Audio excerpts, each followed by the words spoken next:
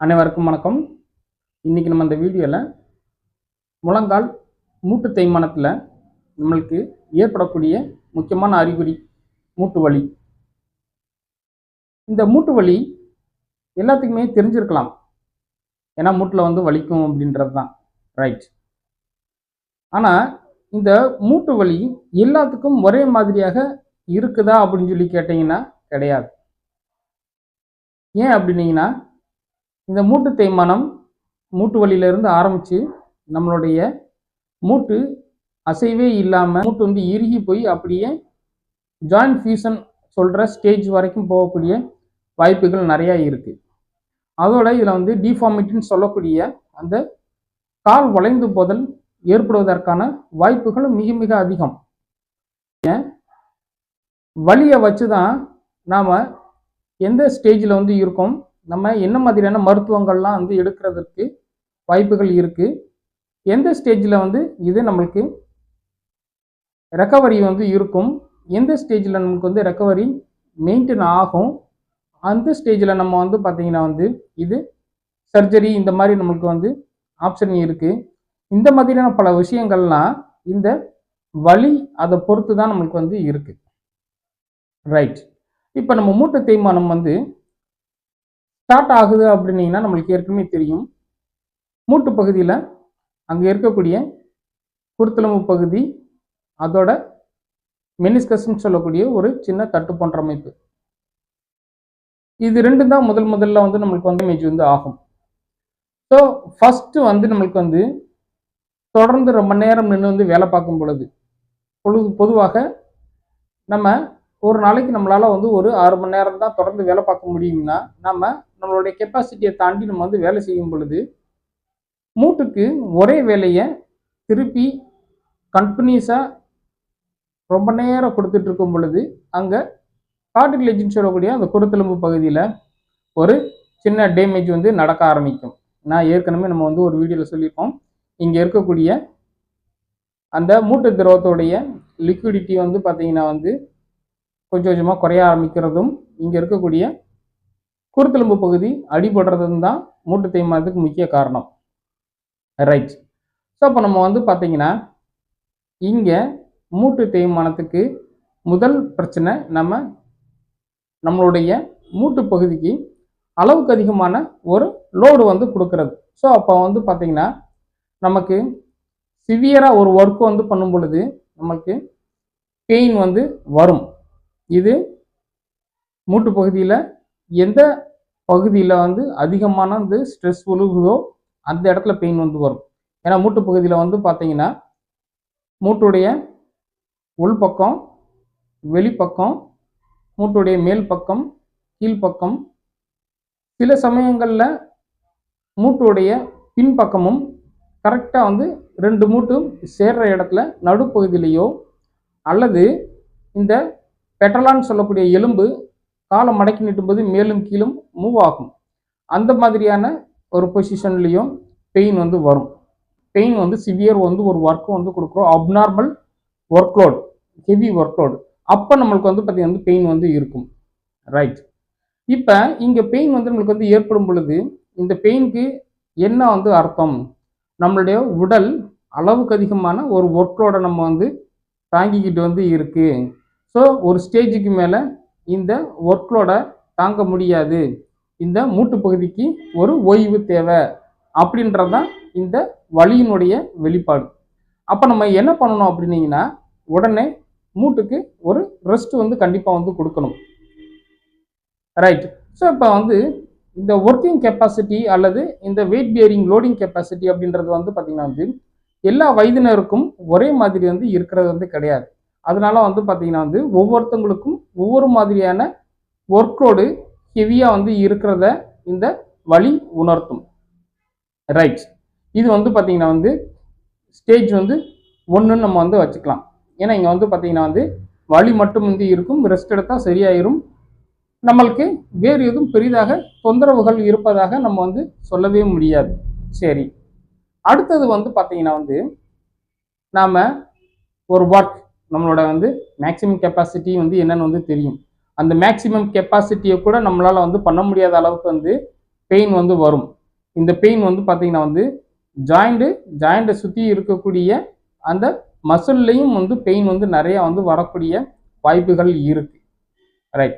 So அப்படி வந்து pain வந்து வரும்போது நம்மளுக்கு சில பிரச்சனைகள் என்ன அப்படின்னீங்கன்னா, நம்மளுடைய அன்றாட வேலைகளையும் சில நேரத்தில் வந்து செய்யும் பொழுது இந்த வலி வருவதற்குரிய வாய்ப்புகள் மிக மிக அதிகம்.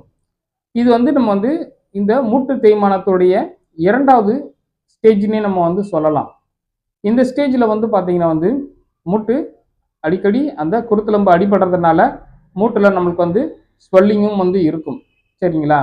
இந்த ஸ்வெல்லிங் வந்து நான் ஏற்கனவே வலி வந்து எப்படி வந்து இருந்துச்சோ அதே மாதிரியே வந்து பார்த்தீங்கன்னா வந்து இதோட லொக்கேஷன் வந்து பார்த்தீங்கன்னா எந்த இடத்துல மூட்டு அடிக்கடி அடிபட்டுக்கிட்டே வந்து இருக்கும் அந்த பக்கம் ஸ்வெல்லிங் வந்து இருக்கக்கூடிய வாய்ப்புகள் அதிகம்.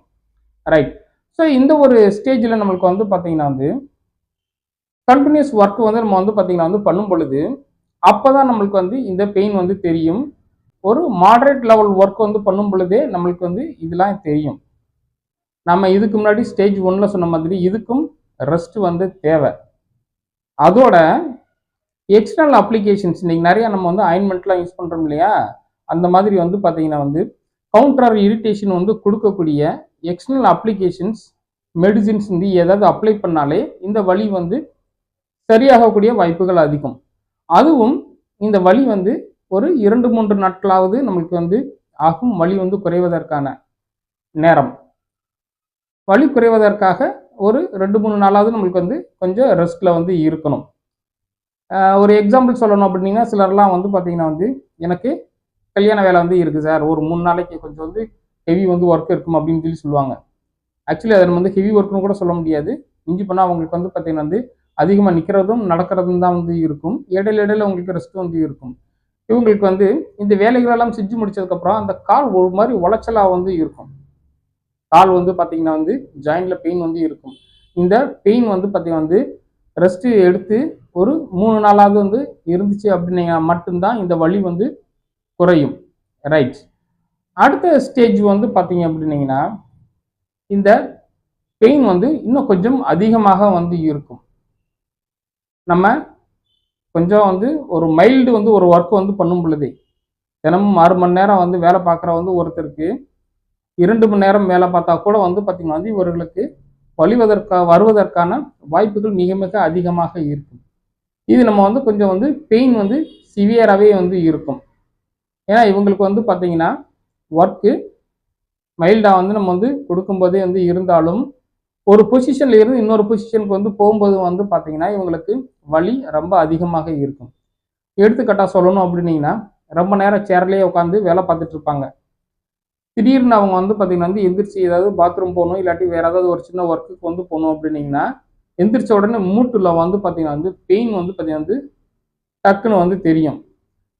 ஸோ அப்போ இவங்களுக்கு வந்து பார்த்தீங்கன்னா வந்து இவங்க அன்றாடம் தினசரி வேலைகளை வந்து செய்வதற்குரிய அந்த வேலைகளை கூட செய்ய முடியாத அளவுக்கு இதனுடைய பாதிப்பு வந்து இருக்கக்கூடிய வாய்ப்புகள் அதிகம்.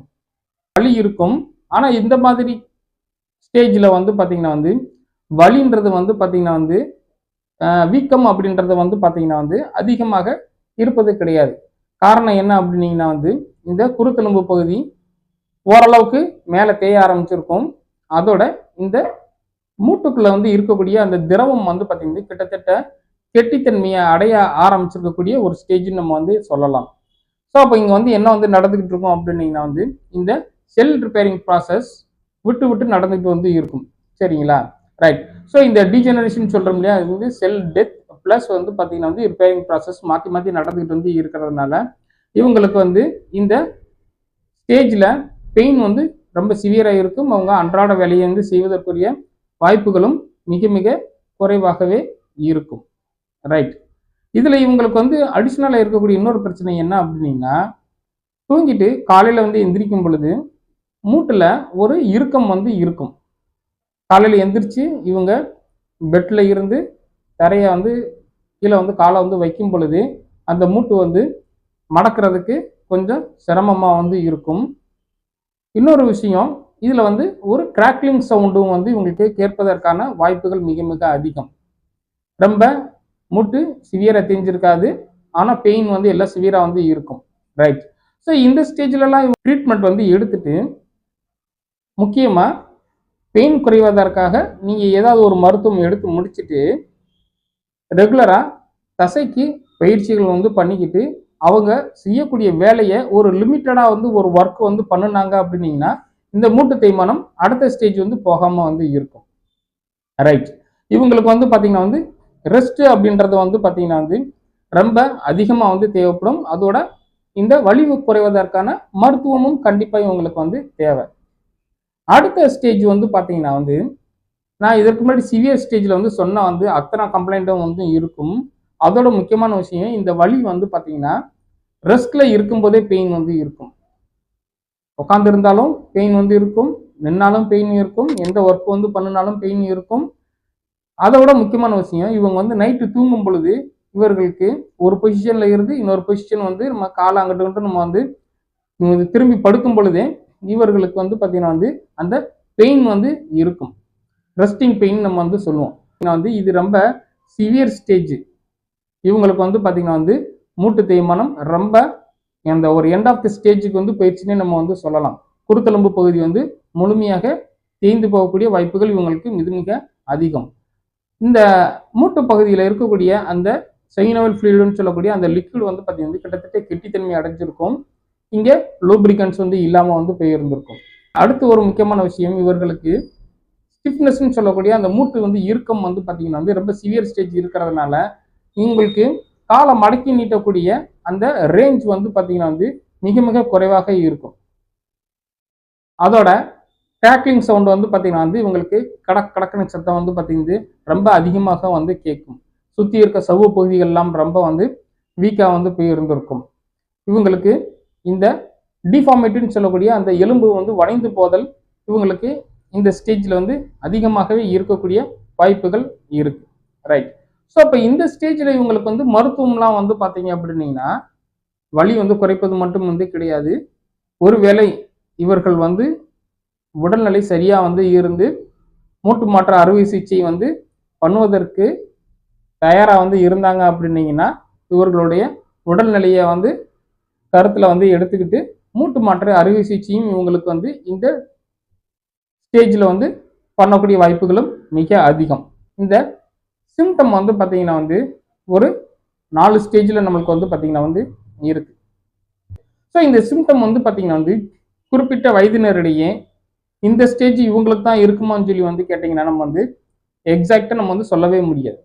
ஏன்னா இந்த வலி வந்து ஆரம்பிக்கக்கூடியது சிலருக்கு வந்து பார்த்தீங்கன்னா வந்து 25-30 வயசுலேயே வந்து ஏற்படும். சிலருக்கு வந்து பார்த்தீங்கன்னா 40 வயதுக்கு மேலே தான் வந்து ஏற்படும். அப்போ நம்மளுக்கு வந்து பார்த்தீங்கன்னா வந்து இவங்களுக்கு மூட்டு தேய்மானம் வந்து ஆரம்பிக்கிறத நம்மளுக்கு வந்து கரெக்டாக சொல்கிறது வந்து இயலாத ஒரு விஷயம். ரைட். ஸோ இப்போ இதே மாதிரி வந்து பார்த்தீங்கன்னா டிஃபார்மிட்டியும் ஒவ்வொருத்தவங்களுக்கும் ஒவ்வொரு மாதிரியாக வந்து இருக்கிறத நம்ம வந்து கவனிச்சிருப்போம். ஏன்னா மூட்டு தேய்மானம் வந்து ஒரு 45 வயதில் ஆரம்பித்ததுக்கு அப்புறம் இவர்களுக்கு கால் வளைந்து போதல் சிலருக்கு 50 வயதிலேயே வந்து இருக்கிறத நம்ம வந்து கவனிச்சிருப்போம். இன்னும் சிலருக்கு வந்து பார்த்தீங்கன்னா வந்து மூட்டு தேய்மானம் 45 வயசுலேயே வந்து ஆரம்பிச்சிருக்கும். அவங்க கேட்டிங்கனாலே சொல்லுவாங்க எனக்கு வந்து ஒரு 15 வருஷமா வந்து வலி இருக்கு சார் அப்படின்னு. ஆனால் இவங்களுக்கு வந்து பார்த்தீங்கன்னா வந்து கால் வளைந்து போகக்கூடிய பிரச்சனை வந்து இருக்காது. ஏன்னா இதில் வந்து பார்த்தீங்கன்னா வந்து நிறைய விஷயத்த நம்ம வந்து தெரிஞ்சுக்க வேண்டியது வந்து இருக்கு. ஏன்னா ஒருத்தவங்களுக்கு மூட்டு தேய்மானம் வந்து ஏற்படுது அப்படின்னீங்கன்னா அவர்களுடைய உடல் எடை, அவங்க அன்றாடம் செய்யக்கூடிய வேலைகள், அவர்களுடைய மூட்டுக்கு ஏற்படக்கூடிய பிரச்சனைகள் இதெல்லாம் வந்து பொறுத்து தான் வந்து பார்த்தீங்கன்னா வந்து இந்த மூட்டில் வந்து ஏற்படக்கூடிய பாதிப்புகள் அடுத்தடுத்த ஸ்டேஜுக்கு வந்து போகிறது இருக்கும். எல்லாத்துக்கும் ஒரே மாதிரியான இந்த பாதிப்புகளும் இதுவும் வந்து இருக்கிறது நம்ம வந்து சொல்லிட முடியாது. காரணம் என்ன அப்படின்றதுக்கு நம்மளுக்கு வந்து நிறைய ரீசன்ஸ் சொல்லலாம். நம்மளுக்கு சில பேருக்கு வந்து பார்த்தீங்கன்னா வந்து இன்ஃபெக்டிவ் ஆர்த்ரைட்டிஸ் வந்து இருக்கும். சிலருக்கு வந்து பார்த்தீங்கன்னா ரொமேட்டட் ஆர்த்ரைட்டிஸ் வந்து இருக்கும். சிலர் வந்து பார்த்தீங்கன்னா வந்து நல்லா வந்து எக்ஸசைஸ் வந்து பண்ணக்கூடியவங்களா இருப்பாங்க. சிலர் வந்து பார்த்தீங்கன்னா மூட்டு தேய்மானம் ஆரம்பித்த உடனேயே அதற்கு தேவையான மருத்துவ முறைகளை உடனே வந்து சரி செஞ்சுக்கிட்டு நம்மளுடைய மூட்டு தேய்மானம் அடுத்த ஸ்டேஜுக்கு போகாமல் இருக்கக்கூடிய வழிமுறைகளை வந்து பின்பற்றுவாங்க. ஸோ இந்த மாதிரி நம்ம வந்து பார்த்தீங்கன்னா நிறைய விஷயங்கள் நம்ம வந்து பார்த்தீங்கன்னா வந்து இவங்களுக்கு சொல்லிக்கிட்டே வந்து இருக்கலாம். ஸோ அதை பொறுத்து வந்து பார்த்தீங்கன்னா இவங்களுக்கு மூட்டு தேய்மானம் ஒரு இடத்துல இருந்து அடுத்த வந்து இடத்துக்கு வந்து போகிறதுக்குரிய வாய்ப்புகள் நம்மளுக்கு வந்து ஒவ்வொருத்தவங்களுக்கும் ஒவ்வொரு மாதிரியாக வந்து இருப்பதற்கான வாய்ப்புகள் ரொம்ப ரொம்ப அதிகம். இந்த வலி வந்து எந்த ஸ்டேஜில் வந்து இருக்கு அப்படின்றத நமக்கு வந்து தெரிஞ்சுக்கிட்டோம் அப்படின்னீங்கன்னா அதை பொறுத்து நம்மளுடைய உடல்நிலைக்கு ஏற்றவாறு நம்ம மருத்துவ முறைகள் நிறைய முன்னெச்சரிக்கை நடவடிக்கைகளை நம்ம வந்து ஃபாலோ பண்ண முடியும். ஏன்னா இன்னைக்கு நம்ம நிறைய கால் வலி வந்த உடனேயே பல பேர் சொல்றத நம்ம கேள்விப்பட்டிருப்போம். இன்னைக்கு வந்து பார்த்தீங்கன்னா வந்து மருத்துவர் வந்து வாக்கிங் வந்து போகக்கூடாது அப்படின்னு சொல்லியிருக்கிறாங்க அப்படின்னு. ரைட். ஸோ இப்போ உங்களுக்கு வந்து பார்த்தீங்கன்னா வந்து எதை அவங்க எந்த ஸ்டேஜில் வந்து இருக்கிறாங்களோ அதை பொறுத்து தான் அவங்களுக்கு அந்த அறிவுரையை வந்து சொல்லியிருப்பாங்க. ஸோ நம்மளுக்கு வந்து வலி இருக்குது அப்படின்னீங்கன்னா எல்லாரும் வாக்கிங் போகிறத வந்து அவாய்ட் பண்ணணுன்ற அவசியம் வந்து கிடையாது. அதே போன்று வலி ஆரம்பிச்ச நிலையிலேயே நம்மளுக்கு வந்து பார்த்தீங்கன்னா வந்து இன்னைக்கு பல பேர் சில நேரங்களில் வலிக்குரிய ட்ரீட்மெண்ட் எதுவும் எடுக்காம பயிற்சிகளையும் நிறைய பேர் வந்து பண்ணுறோம். இந்த வலியுடைய இனிஷியல் ஸ்டேஜ் வந்து பார்த்தீங்கன்னா வந்து நம்மளுக்கு ரெஸ்ட் எடுத்தாலே வலி குறைஞ்சிரும் இல்லையா? மைல்டாக வந்து இருக்கும் பொழுதே நாம் வந்து தொடைப்பகுதிக்குரிய பயிற்சிகளை வந்து நம்ம வந்து செய்யும் பொழுது நம்மளுக்கு மறுபடியும் வலி வரக்கூடிய வாய்ப்புகளை நம்மளால் வந்து குறைக்க முடியும். இந்த மாதிரி நமக்கு வந்து பார்த்தீங்கன்னா வந்து ஒவ்வொரு ஸ்டேஜ்லேயும் நம்ம வந்து பார்த்தீங்கன்னா வந்து ஒவ்வொரு விதமான முன்னெச்சரிக்கை நடவடிக்கைகள் மற்றும் மருத்துவ முறைகளை கடைபிடிக்கும் பொழுது நம்மளுக்கு மூட்டு தேய்மானம் ஒரு ஸ்டேஜ்ல இருந்து அடுத்த ஸ்டேஜுக்கு வந்து போகாம நம்ம வந்து தடுத்து நிப்பாட்ட முடியும். இந்த வீடியோவை தொடர்ந்து பார்த்ததுக்கு மிக்க நன்றி. மீண்டும் அடுத்த ஒரு வீடியோல உங்களை சந்திக்கிறேன். தேங்க்யூ ஃபார் வாட்சிங் வீடியோ. Thank you very much.